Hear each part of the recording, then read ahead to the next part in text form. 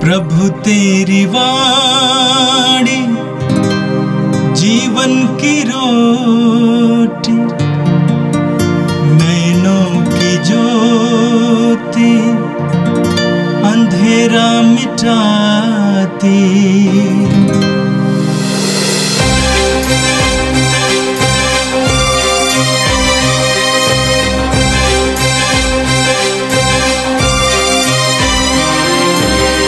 प्रभु तेरी वाणी जीवन की रोटी, नैनों की ज्योति अंधेरा मिटाती।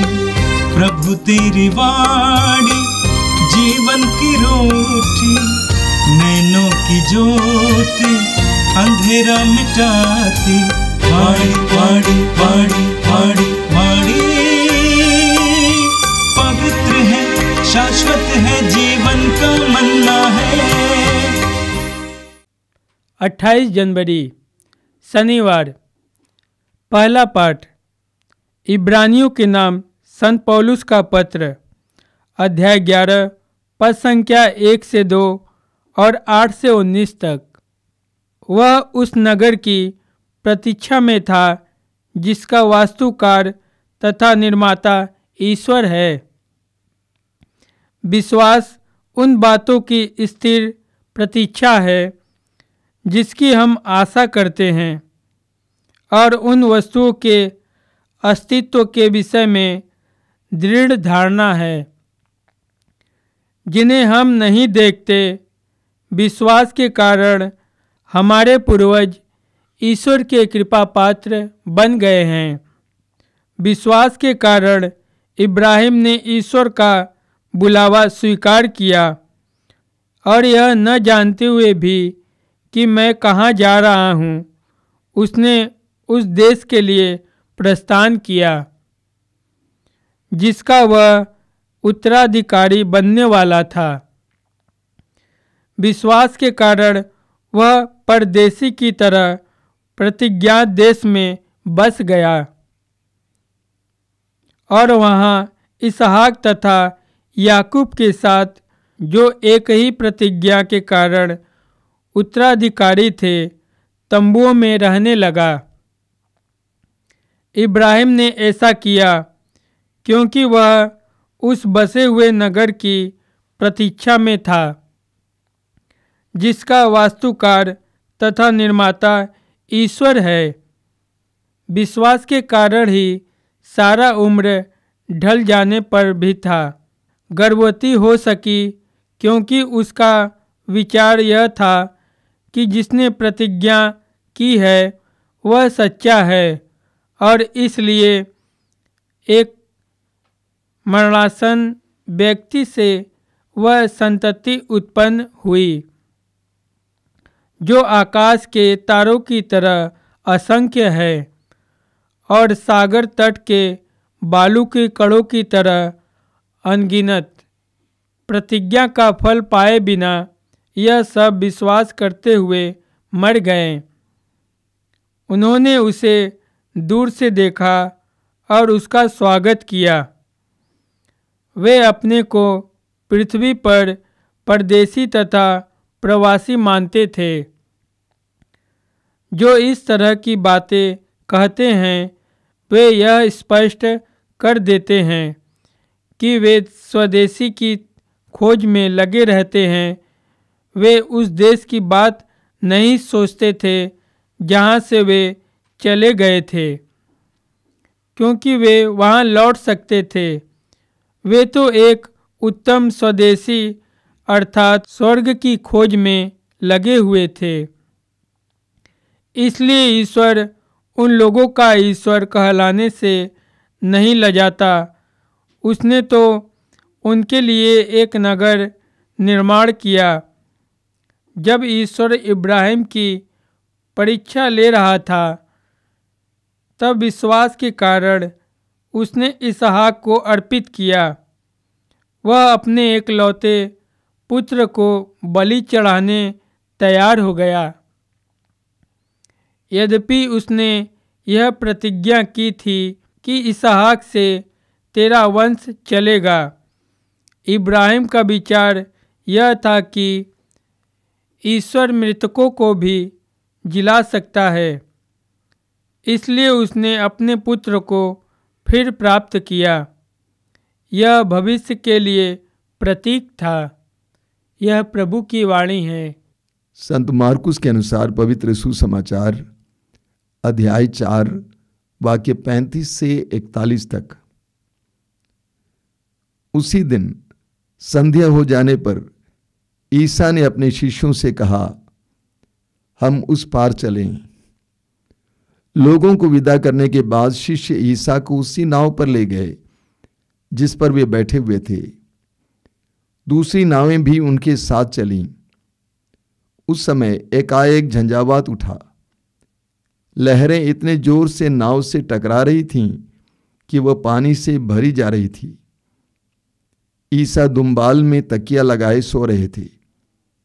शिष्यों ने उन्हें जगाकर कहा, गुरुवर, हम डूब रहे हैं, क्या आपको इसकी कोई चिंता नहीं? वे जाग गए और उन्होंने वायु को डांटा और समुद्र से कहा, शांत हो जा, थम जा। वायु मंद हो गई और पूर्ण शांति छा गई। उन्होंने अपने शिष्यों से कहा, तुम लोग इस प्रकार क्यों डरते हो? क्या तुम्हें अब तक विश्वास नहीं है? उन पर भय छा गया और वे आपस में कहते रहे, आखिर ये कौन है? वायु और समुद्र भी इनकी आज्ञा मानते हैं। ये प्रभु का दिव्य सुसमाचार है। क्रिस्त प्रभु की जय। मेरे प्रिय भाई और बहनों, आज कलीसिया एक महान संत का पर्व मनाती है और वो महान संत है संत थॉमस एक्वाइनस। ये कलीसिया के एक महान दर्शन शास्त्री और ईश शास्त्री थे। मात्र 49 वर्ष की उम्र में उन्होंने 60 ग्रंथ लिखे।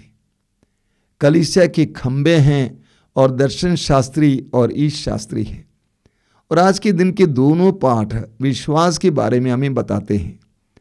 आज का पहला पाठ इब्रानियों के नाम संत पौलुस के पत्र के अध्याय 11 से लिया गया था और वहां पर संत पौलुस विश्वास के बारे में और विशेष करके इब्राहिम के विश्वास के बारे में हमें समझाते हैं।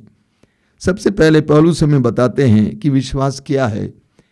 वो कहते हैं, विश्वास उन बातों की स्थिर प्रतीक्षा है जिनकी हम आशा करते हैं और उन वस्तुओं के अस्तित्व के विषय में दृढ़ धारणा है जिन्हें हम नहीं देखते हैं।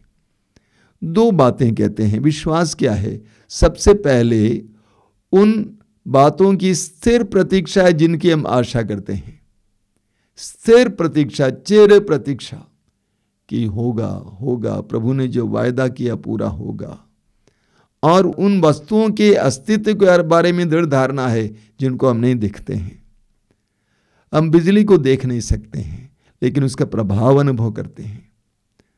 हम ईश्वर को नंगी आंखों से देख नहीं सकते हैं लेकिन ईश्वर का सामर्थ्य, करुणा, प्रेम, दया को हम अनुभव कर सकते हैं। ये विश्वास है, उन बातों की स्थिर प्रतीक्षा जिनकी हम आशा करते हैं और उन वस्तुओं के अस्तित्व के बारे में दृढ़ धारणा जिनको हम नहीं देखते हैं। आगे संत पौलुस इब्राहिम के विश्वास के बारे में बताते हैं। वहां पे पौलुस क्या कहते हैं? वाक्य 8 से, विश्वास के कारण इब्राहिम ने ईश्वर का बुलावा स्वीकार किया। इब्राहिम 75 साल के थे। हम उत्पत्ति ग्रंथ के अध्याय 12 में पढ़ते हैं। 75 साल की उम्र में प्रभु ने इब्राहिम को बुलाया और कहा कि उस देश की ओर चले आओ जिसको मैं तुम्हें दिखाऊंगा। 75 साल हम जानते हैं बुढ़ापा है। लोग शांतिपूर्वक कहीं जीना चाहते हैं और मृत्यु की कामना करना चाहते हैं।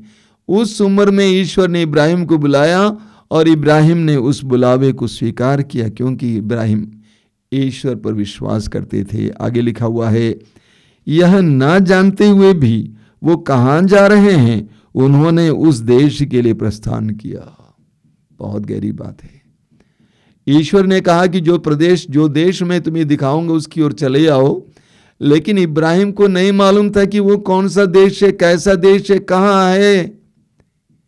लेकिन इब्राहिम का ईश्वर पर इतना विश्वास था कि वह उसके लिए चल पड़ता है। आगे लिखा हुआ है, विश्वास के कारण वह परदेशी की तरह प्रतिज्ञात देश में बस गए और वहां इसहाक तथा याकूब के साथ जो एक ही प्रतिज्ञा के उत्तराधिकारी थे तंबुओं में रहने लगे। घर पे आराम से रहने वाले इब्राहिम ईश्वर की वाणी पर विश्वास करते हुए प्रतिज्ञात देश की ओर चले जाते हैं और वहां पर तंबुओं में रहे। घर पे सुरक्षापूर्ण जीवन जीने वाले इब्राहिम ईश्वर पर विश्वास के कारण उस प्रतिज्ञात देश में तंबुओं में रहने लगे। आगे लिखा हुआ कि 11 में विश्वास के कारण उम्र ढल जाने पर भी सारा गर्भवती हो सकी, क्योंकि उनका विचार यह था कि जिसने प्रतिज्ञा की है वो सच्चा है। अगर इब्राहिम ने ईश्वर पर विश्वास छोड़ दिया होता, 10 साल के बाद 20 साल के बाद छोड़ दिया होता, तो इब्राहिम की पत्नी सारा एक बच्चे को उत्पन्न नहीं कर पाती। लेकिन इब्राहिम ने विश्वास किया कि जिसने प्रतिज्ञा की है वो सच्चा है। उस विश्वास के कारण सारा गर्भवती हुई। आगे वाक्य 15 में लिखा हुआ है, वे उस देश की बात नहीं सोचते थे जहां से वे चले गए थे, क्योंकि वे वहां लौट सकते थे। हालांकि इब्राहिम असुरक्षापूर्ण माहौल में रह रहे थे, अनजान देश में रह रहे थे, उनको असुरक्षा का अनुभव करना पड़ता था। उन्होंने देखा कि ईश्वर की प्रतिज्ञा पूरी नहीं हो रही है। इसके बावजूद इब्राहिम ने उस देश को याद नहीं किया जहां से वो आए थे। हालांकि वापस लौट सकते थे, ये सोचकर कि ईश्वर अपनी प्रतिज्ञा को पूर्ण नहीं कर रहा है, वो वापस लौट सकते थे। लेकिन इब्राहिम का ईश्वर पर इतना भरोसा था, इतना विश्वास था कि उसने कभी उस देश को याद नहीं किया जहां से वो आया था। अक्सर कई विश्वासियों को मैं देखता हूं, वे अपने जीवन में कठिनाइयां महसूस होती हैं तो उस अतीत को याद करके उस ओर लौटने का प्रयास करते हैं। मैं जहां से आया था वहीं लौटूंगा। इब्राहिम ये कर सकते थे, लेकिन इब्राहिम ने ऐसा नहीं किया। आगे लिखा हुआ कि 16 में, वे तो एक उत्तम स्वदेश अर्थात स्वर्ग की खोज में लगे हुए थे। इसीलिए ईश्वर को उन लोगों का ईश्वर कहलाने में लज्जा नहीं होती। उसने तो उनके लिए एक नगर का निर्माण किया है। स्वर्ग की बात हो रही है। आगे वाक्य 17 में, जब ईश्वर इब्राहिम की परीक्षा ले रहा था, जब विश्वास के कारण उन्होंने इसहाक को अर्पित किया, वो अपने एकलौते पुत्र को बलि चढ़ाने को तैयार हो गए थे। ईश्वर ने इब्राहिम की परीक्षा लेना चाहा और इसलिए इब्राहिम से कहा कि तुम अपने एकमात्र पुत्र, उत्पत्ति ग्रंथ अध्याय 22 में हम पढ़ते हैं, तुम अपने एकमात्र पुत्र इसहाक जिसको तुम बहुत प्यार करते हो, मोरिया प्रदेश ले आओ और जो पहाड़ में दिखाऊंगा उस पहाड़ पर उसकी बलि चढ़ाओ। इब्राहिम का विश्वास इतना मजबूत था कि वो अपने पुत्र को भी बलि चढ़ाने के लिए तैयार हुआ। कितना महान है इब्राहिम का विश्वास। मेरे प्रिय भाई और बहनों, इब्राहिम के विश्वास के बारे में मैं मनन करता हूं तो मैं गदगद हो जाता हूं। क्या विश्वास है! अपने बुढ़ापे में भी ईश्वर की प्रतिज्ञा को पूरी तरह से स्वीकार करना और उस पर विश्वास करना। इसी अध्याय के वाक्य 6 में लिखा हुआ है, इब्रानी अध्याय 11 वाक्य 6 में, विश्वास के अभाव में कोई भी ईश्वर का कृपा पात्र नहीं बन सकता। इब्राहिम ईश्वर का कृपा पात्र बना विश्वास के कारण, और उस विश्वास के अभाव में हम ईश्वर की कृपा पात्र नहीं बन सकते।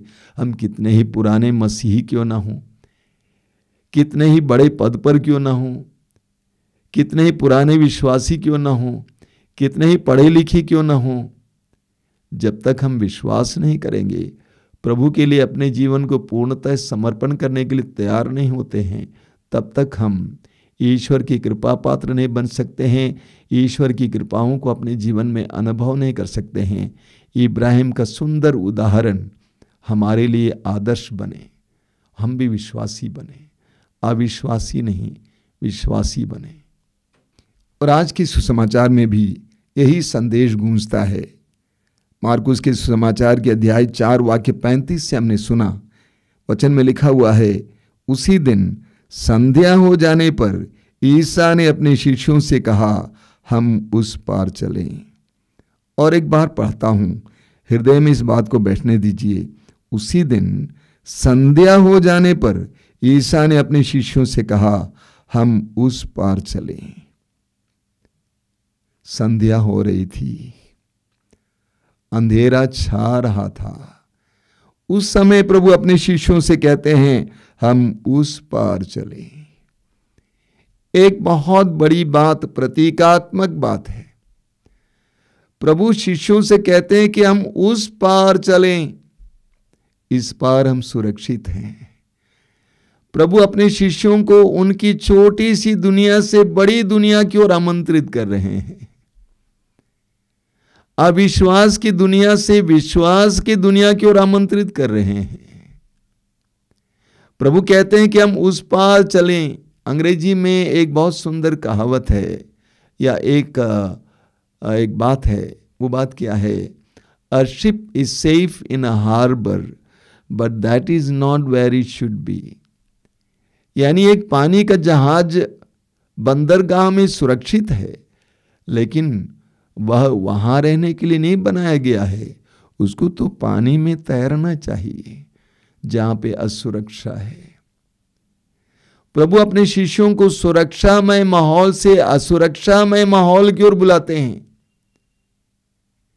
एक विश्वासी का जीवन, विश्वासपूर्ण जीवन उस नाव में सफर की तरह है।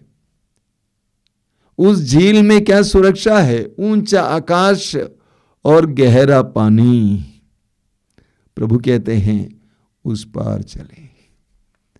और विश्वासी से प्रभु कहते हैं विश्वास की यात्रा शुरू करो, उस पार चलें। हम जानते हैं आगे क्या हो जाता है। आगे हम पढ़ते हैं कि एकाएक झंझावात उठा, लहरें इतने जोर से नाव से टकरा रही थी कि वो पानी से भरी जा रही थी। खतरा शुरू हो जाता है। ईसा क्या कर रहे थे? यीशु क्या कर रहे थे? वचन में लिखा हुआ है, दुम्बाल में तकिया लगाए सो रहे थे। उस कठिन और खतरनाक और डरावनी परिस्थिति में जब शिष्य घबराए हुए थे, प्रभु यीशु दुम्बाल में तकिया लगाकर सोए हुए थे, गहरी नींद में थे। शिष्यों ने उन्हें जगाकर कहा, गुरुवर हम डूब रहे हैं, क्या आपको इसकी कोई चिंता नहीं है? हम घबराए हुए हैं, आपको कोई चिंता नहीं है। वे जाग गए और उन्होंने वायु को डांटा और समुद्र से कहा, शांत हो जाओ, थम जाओ। वायु मंद हो गई और पूर्ण शांति छा गई।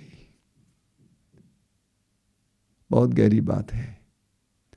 ये हमारा जीवन नाव में सफर की तरह है।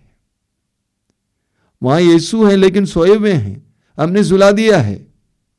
हमने उनसे कहा कि हम अपना जीवन संभाल लेंगे, लेकिन परिस्थितियां बिगड़ने पर हमें क्या करना चाहिए? उनको जगाना चाहिए और उनके हाथ में परिस्थिति को देना चाहिए।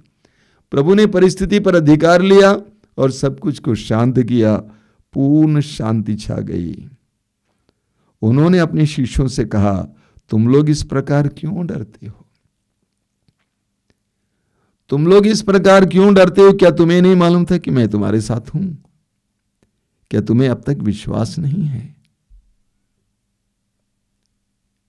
जिनका विश्वास दुर्बल होता है, मत्ती के सुसमाचार में हम पढ़ते हैं, प्रभु यीशु कहते हैं, अरे अल्प विश्वासियों तुम क्यों डर गए? जिनका विश्वास दुर्बल होता है वो डरते हैं, परिस्थितियां बिगड़ने पर डरते हैं। प्रभु यीशु जानते थे कि मेरा पिता हमें इस पानी में डूबने नहीं देगा, इसीलिए आराम से चैन से दुम्बाल में तकिया लगाकर सोए हुए थे। प्रभु के अंदर पूर्ण विश्वास था, पूर्ण भरोसा था। जिस तरह इस इब्राहिम के बारे में हमने कहा, इब्राहिम 100 साल की उम्र तक इंतजार करता रहा क्योंकि वो विश्वास करता था। यीशु के अंदर वो विश्वास था। शिष्य घबरा गए क्योंकि उनका विश्वास कमजोर था। उन पर भय छा गया और वे आपस में कहते रहे, आखिर ये कौन है? वायु और समुद्र भी इनकी आज्ञा मानते हैं। वह कौन थे हम जानते हैं, ईश्वर के पुत्र थे। ईश्वर के पुत्र थे। मत्ती अध्याय 28 वाक्य 18 में वो कहते हैं, स्वर्ग में और पृथ्वी पर पूरा अधिकार मुझे मिला है। स्वर्ग में और पृथ्वी पर पूरा अधिकार मुझे मिला है। मेरे प्रिय मसीह भाइयों बहनों, विश्वासी भाइयों और बहनों, विश्वास पर हम अटल बने रहें। विश्वास में शक्ति है, विश्वास में उम्मीदें हैं, विश्वास में सामर्थ्य है, विश्वास में शांति है। आइए हम प्रार्थना करें। प्रभु यीशु, धन्यवाद देते हैं आज के सुंदर दिन के लिए। तूने हमें एक और दिन जीने के लिए दिया, धन्यवाद देते हैं। इब्राहिम के विश्वास की उदाहरण के लिए, तेरे विश्वास की उदाहरण के लिए हम तुझे धन्यवाद देते हैं। हम प्रार्थना करते हैं, हमारे विश्वास को बढ़ाइए, हमारे विश्वास को मजबूत कीजिए, ताकि वह हमारे जीवन में काम आए। जीवन की परिस्थितियां बिगड़ने के समय हम शांत रह सकें, आश्वस्त रह सकें। प्रभु यीशु, इन वचनों को सुनने वाले मेरे भाई बहनों को आशीर्वाद देना। आज का संपूर्ण दिन उनके लिए शक्ति और सामर्थ्य का दिन बने। वे जहाँ कहीं भी जाएं उनको आशीष मिले, तेरी कृपा मिले। हमारी इस प्रार्थना को ग्रहण कर, आमीन। प्रभु तेरी वाणी जीवन की रोटी, नैनों की ज्योति अंधेरा मिटाती। वाणी वाणी वाणी वाणी